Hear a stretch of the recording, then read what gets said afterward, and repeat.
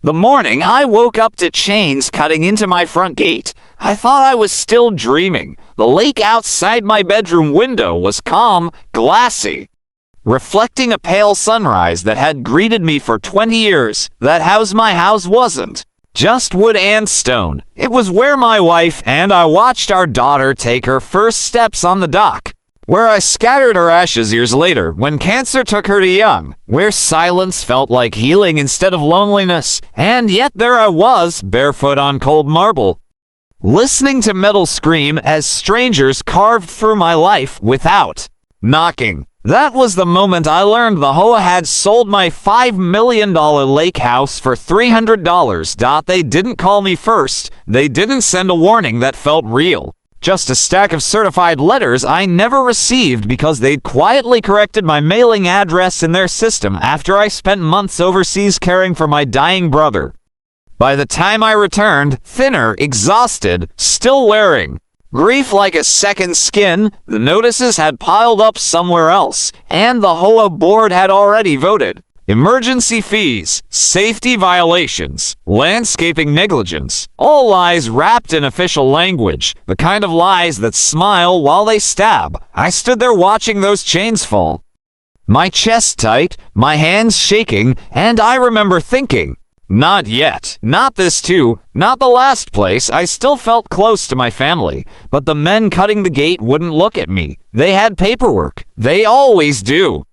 The neighborhood was called Silverwater Ridge, a private lakeside community built for people who liked quiet power, doctors, executives, retired judges. The HOA board was a tight circle of 5. Martin Kessler, the president, who lived 3 houses down and loved reminding everyone he kept standards high. His wife ran the architectural committee.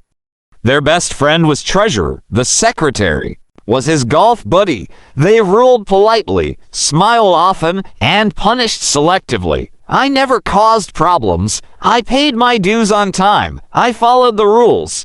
But after my wife passed, I stopped attending meetings. I let the roses grow wild for a season. I parked my boat trailer one night longer than allowed. Small things, human things. And that was when Martin started circling. The fines came fast. $200 for unsightly vegetation, $500 for an authorized dock modification, even though the dock had been approved 20 years earlier. When I appealed, Martin smiled across the conference table and said, "We're just doing our jobs." His eyes said something else. They said I was alone, vulnerable, easy. When my brother fell overseas, I told the HOA I'd be gone for several months. I even paid my annual dues in advance, but that didn't stop them. While I was gone, they claimed my grass violated fire codes, claimed my dock rail was loose, claimed my house was at risk to community safety. Emergency assessments appeared overnight. When I didn't respond because I couldn't, they moved fast. Faster than seemed legal. Faster than anyone would expect. $300. That was the price at the auction. $300 for a $5 million lake house with private water access and a deed. Older than the HOA itself. And the buyer, a Shell LLC formed 2 weeks earlier. The registered agent traced back to Martin's brother-in-law. They smiled when they told me. I still see it.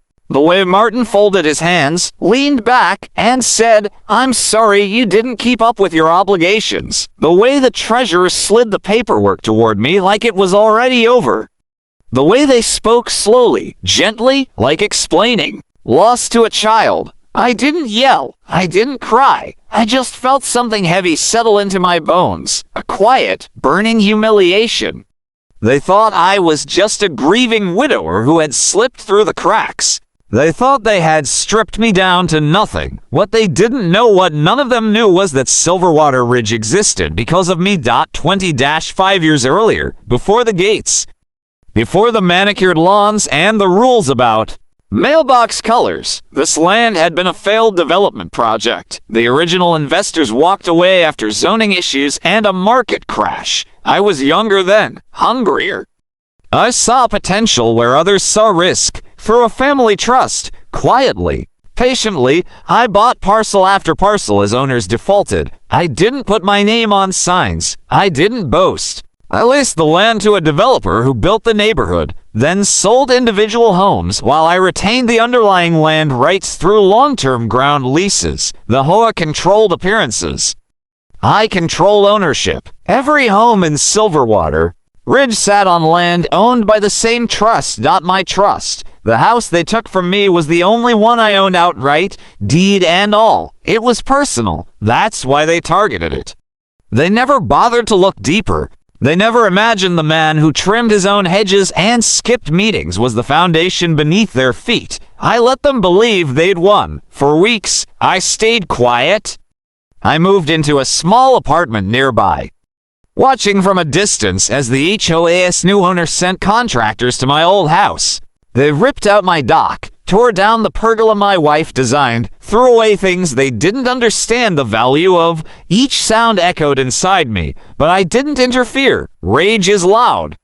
Strategy is silent. Then I made a few phone calls. The first was to my attorney, the same one who'd helped structure the land trust decades ago. He listened without interrupting, then said softly, "They have no idea what they've done, do they?" The second call was to the bank that financed most of the homes in Silverwater Ridge. Ground leases matter to banks, especially when they're violated. By the third week, letters started going out. Not fines, notices, formal, precise, devastating.